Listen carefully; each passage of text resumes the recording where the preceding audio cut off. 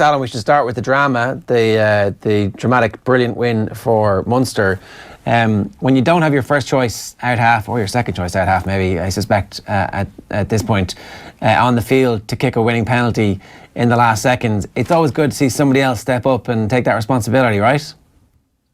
Yeah, it was unbelievable. I think everyone was shocked that the drama at the end, but I think overall it was a frustrating performance from Munster, and Glasgow were very good. They came to Thomond Park and they took their opportunities, and they looked very, very dangerous and threatening. And there's a frustration with Munster, I think.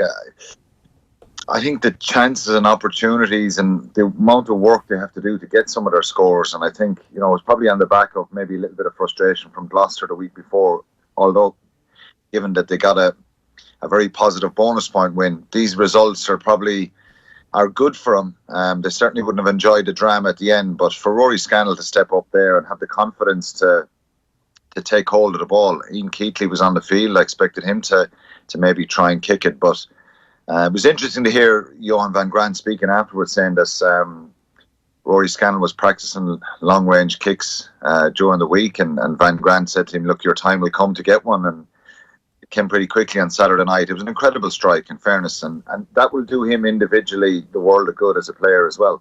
Yeah, I was going to ask. I mean, I didn't know that Rory Scannell was a kicker. I guess probably somewhere back in the recesses of his underage career he might have been, but does this suddenly change the conversation? Does having somebody be able to do that catapult you further along your career? Is he even thinking like that at this point? Well, there's added advantage to being able to kick, but also having a left boot as well, and it gives an option of the wiper kick, as they call it in rugby. If the 10 can pass on to a 12, and he has that left foot option, crossfield kicks and stuff, and clearing their own line. So having a left footed kicker, and we've seen that with Rob Kearney's ability, Zebo's ability as a full back to give an option, particularly clearing out of your defence. So Rory Scannell has played fly half at underage. He's played before. He played a few games for Munster at fly half as well. So he has the ability to play there as well. And he's a good footballer. Someone who, has been in the Irish squad, has got opportunities, albeit, they've been limited.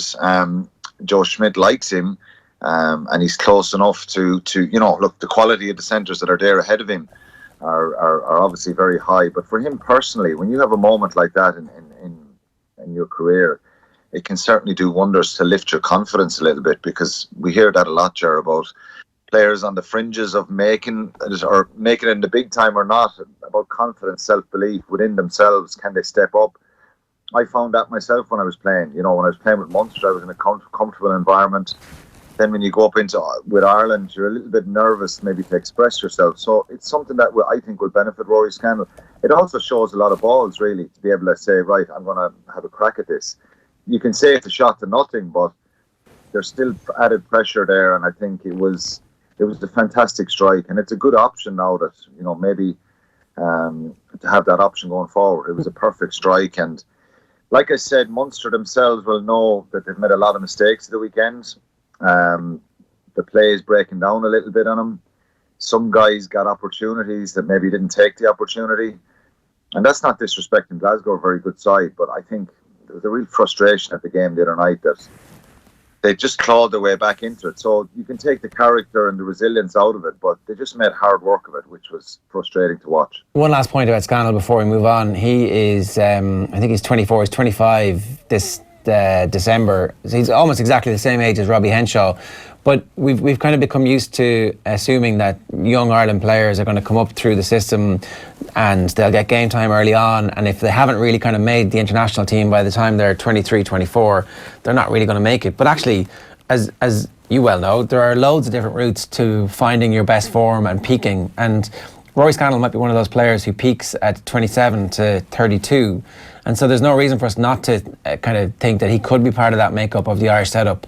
And maybe I'm not kicking it down to the next World Cup cycle or anything like that, but events like what happened at the weekend can be just that little sign along the road for him that he's going the right path and that he is capable of doing this. Yeah, look, it's not ideally for him. He would have liked to have been in the Irish squad and got more caps and stuff like that. Munster have been in a a transitional period. They haven't won in a while, so they're not dominating, winning trophies and stuff. He's part of that transition, and I think he's someone who's really been consistent the last couple of years with Munster. He'll know himself to step up to the next level and to take on Henshaw, Aki, Chris Farrell, Gary Ringrose, these guys.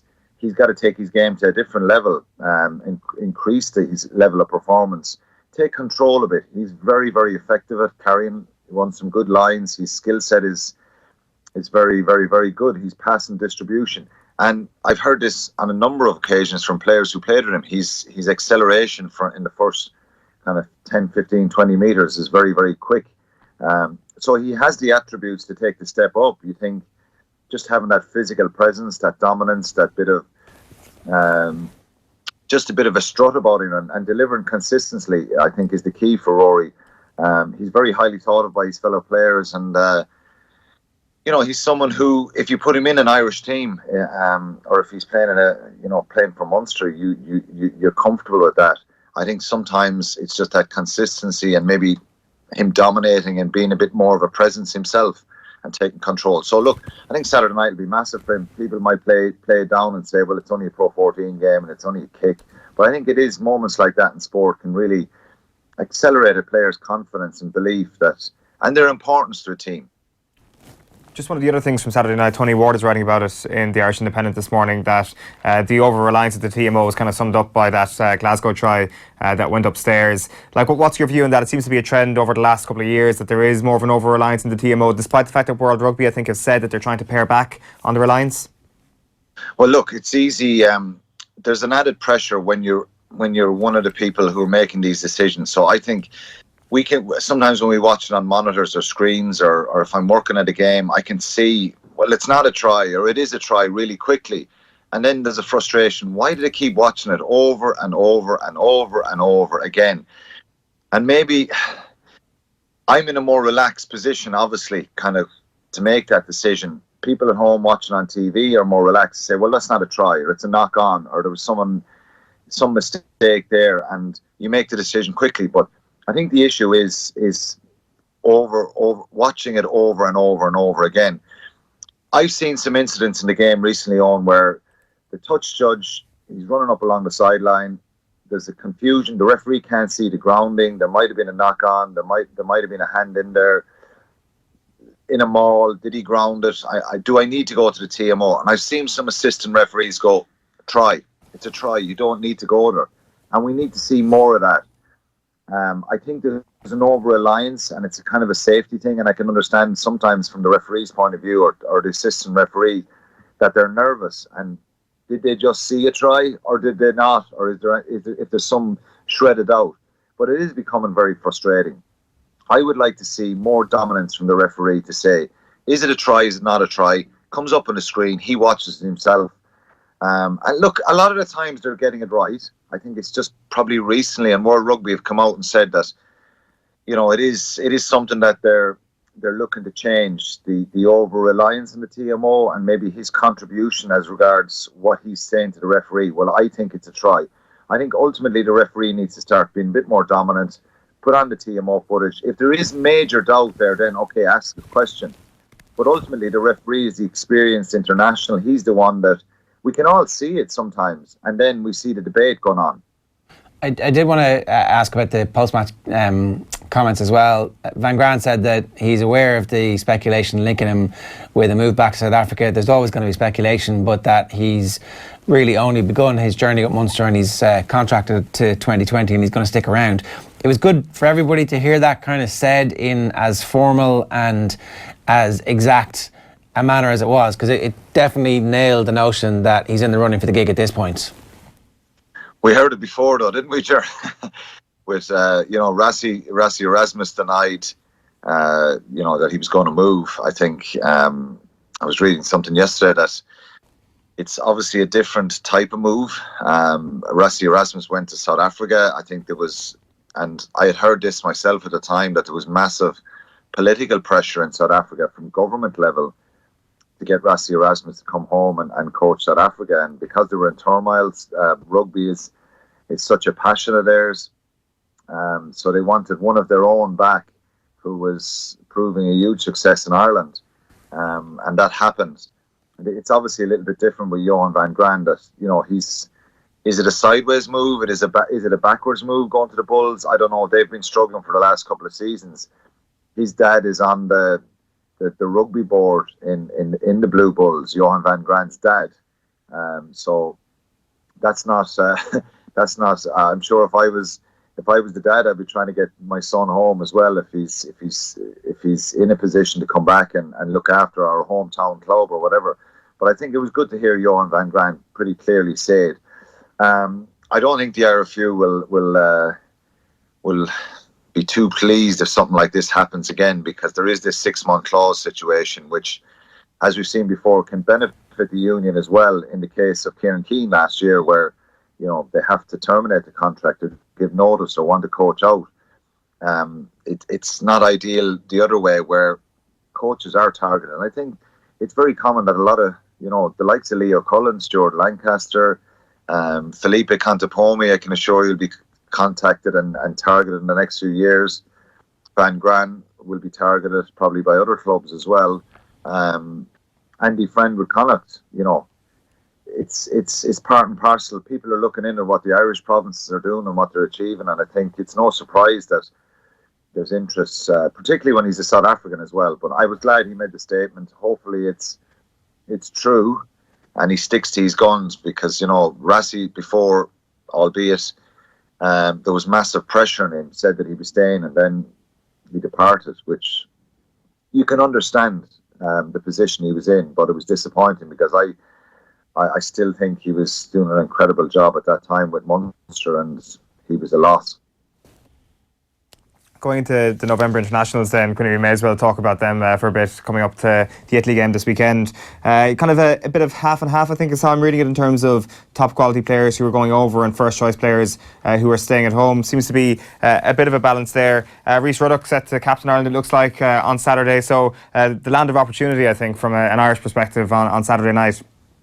Yeah, I think, look, the question is how important are these fixtures, and and what's the bigger picture here? The bigger picture is to develop some more names. I think 90 to 95% of this squad, the World Cup squad, are already in situ. You would think, bar injuries or an extreme loss of form.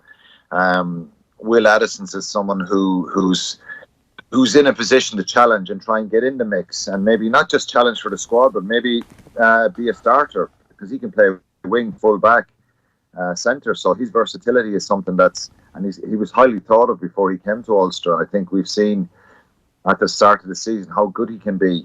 Tyke Byrne is someone else who kind of crops up. Can he force his way in to start for Ireland? And certainly he has the opportunity. So Niall Scannell as well, Sweetenham, the scrum half position, John Cooney, Luke McGrath. There's a number of people who are trying to force their way in and kind of get the attention of the coaches, in particular Joe. So I think we hear a lot about how they're monitored in training, how body language, the way they perform, how important training is, how efficient they are. So it's not just about the matches, it's about how they train and perform and stuff like that over the next couple of weeks. So it's a kind of a collective effort, even though there's 16 players left at home. And I tell you, I wouldn't like to be dropping my standards this week or being a bit blasé, because that's the kind of attitude and the standard Joe Schmidt has set, that every game is important, and I want to analyse how that player performs, how he handles the pressure, and how he brings something new to the table, and that's what he'll be looking at this week. But it is a mix of guys getting opportunities, but there's some fantastic players as well with experience, particularly up front. Can I just ask you, now, having seen who's on the plane and who's in that team, or who's likely to make the team for the game against the Italians, who is your starting pack for the game against the All Blacks now? It's more or less what started in Twickenham and probably the last test in Australia. I think it's Cian Healy. At the moment, it's Rory Best. I think Niall Scannell is going to put a fair bit of pressure there, and that Rory has to play well, and he'll be involved against Argentina next week. I wouldn't be too pleased if I was Rory Best not going. I would have liked to went to Chicago and played against Italy and played the next three. But look, I think Joe is looking at it not going to play guys three matches on the trot, particularly the internationals. So I think it's Rory Best, Tyke Furlong, it's James Ryan, Devon Toner, it's O'Mahony, Stander, and the 7th spot is one that I think it's up for grabs, given that Dan Levy was has had a few bangs and knocks this year, concussion. Van der Fleer got concussed. Sean O'Brien is back in the mix. It's hard to pick the 7th slot. I suspect if O'Brien is involved against Argentina next week and plays well, that he could force his way into starting. I'm not really sure about that one, Jared. It's a real tricky one. I think Marmion will start at scrum half. Sexton, Henshaw. It's difficult again. You're now getting into splitting hairs. It's Aki or Ringrose. Possibly Aki for the physicality, maybe, with Ringrose to come on. But it just depends what happens against Argentina. Again, splitting hairs on that one. Earls, Stockdale and Carney as it stands. And I think that's probably... I think you could pick that team yourself, Jared, because it kind of picks itself, doesn't it? I just wonder if... so Ian Henderson isn't making it and Tyke Burns not making it. Yeah, I think, look... I'm just going off guys who have delivered because most recently, I think Henderson, of course, is someone could start with James Ryan and offer a different type of maybe physicality or ball playing ability to Devon Toner. So that again, there's a couple of guys. There's nothing between them. It could be Henderson. It could be James Ryan. I think I'm just picking the team that I think may be picked now. If you're picking a team now, yeah, that's going to be different in 2 weeks because there'll be injuries. Even aside from injuries, you'll have played Italy and you'll have played Argentina, and I think that's what Joe is trying to get to a place where certain number of guys will get opportunities against Italy and Argentina. Some will be involved in both, maybe on the bench and start one and on the bench for the second. So I think there's going to be a real mix in the 2 weeks, and then it's the night of the Argentina match. I think the coaches they won't be going out for too many beers that night. They'll start Saturday night and Sunday morning at getting a team and an idea of who they want starting against the All Blacks the following week. And obviously there's going to be some 50-50 calls. Like you could easily start Levy, Van der Fleer, Sean O'Brien, either one of those three at 7, and you're getting top quality. Jack Conan has been playing well for Leinster. He's going to put a bit of pressure there. Rhys Ruddock is someone who could come off the bench. You just don't know what's going to happen, but there's certainly a huge number of options. Ty Byrne could be someone who could be a back option as well, and but I don't know if he's going to start. I think he's a lot of work. He's given the other players have to play poorly or be injured at this stage. But there is time for Ty Byrne, and I think he's the least inexperienced, obviously, because he hasn't been in the squad a huge amount. He only went to Australia for his first cap and stuff like that. So certainly there's a lot of depth there, particularly in that second row position, which was an issue a couple of years ago. In terms of the second row, we hear so much about Toner being part of the brain of calling stuff. Like, how easy is it if he is the person whose job that is, how easy is it to leave him out of the team? And does the replacement automatically have to be able to do that? Or do you just make James Ryan that person now and say, okay, we think you're going to be first choice and the battle is to be your sidekick? Well, I think, look, obviously Devon Toner is very, very astute now at calling. He has been for a number of years. They all would have learnt a lot of Paul O'Connell. He was kind of the ultimate line-out specialist as regards being your line-out captain and running the line-out. And every good team needs, someone who's dominant like that and who runs and decides where the ball is thrown. And you try and learn and you try and develop guys to do that position if he doesn't play. I remember a number of years ago, Donncha Ryan had to do it for Ireland when Paul pulled out before, I think it was a Scotland game a number of years ago. and he stepped up and started calling the lineouts for Ireland, then called them for Munster. And it's not an easy thing to do, Jared, because you kind of can be blowing at times. You're after getting up off the ground, you've got to run back 60 metres, you've got to start thinking, where is the opportunity here in the lineout, how important it is to win it, and where do we win it. So I think Toner has obviously learned a lot, very experienced now. Ian Henderson did it against England, and he's done it a few times since for Ireland when he's played for Ireland with James Ryan in recent times as well. So he's someone who's able to call the lineouts. James Ryan doesn't. I haven't seen him call lineouts yet, not for Ireland anyway. But it was a concern when Henderson. I wouldn't say a concern, but I was anxious about it because he's not the most vocal. We don't see him talking in huddles. We don't see him shouting and roaring or being involved with chatting to referees and stuff like that.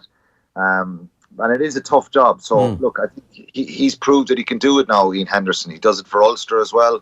And I chatted to Rory Best about this before, so he's confident that Ian Henderson can do that job as well. But it's going to be interesting to see who starts there in a couple of weeks. Yeah. One last question on this, right? I know we've laboured the point massively here, but it's just dawned on me, why the hell does it have to be a second row? Why can't Peter O'Mahony be that person? Yeah, it can happen, yeah, for sure. I called a lot of lineouts before for Munster when I was there, particularly some of the shorter lineouts. So it does happen that back rows call lineouts as well. And Peter has called lineouts before for Munster as well and for Ireland. So, and obviously he's very, very good at what he does in the lineout. Yeah. So, yeah, option. And look, I think it's not just one guy who has to think about all this situation as he walks the lineout. There's an onus on every person who goes into a lineout, and this is the stuff that's been practiced. There was a time when I played, probably in my earlier days, where you didn't even think about the lineout. You waited till you got in there and you waited for the call, and then you got, oh, okay, am I involved in lifting here or am I involved in jumping? And if you're not, then you kind of, the tendency may be to switch off a little bit. But there is a pressure on every single person to even see the opportunity, even before the lineout guy makes the call, to be able to see, well, look, I think there's two places this ball is possibly going here because of the way the opposition are defending. So that's just the level of detail nowadays. Everybody knows, and there's a pressure on there to know your role in the lineout. Good stuff, Alan. Thanks a million.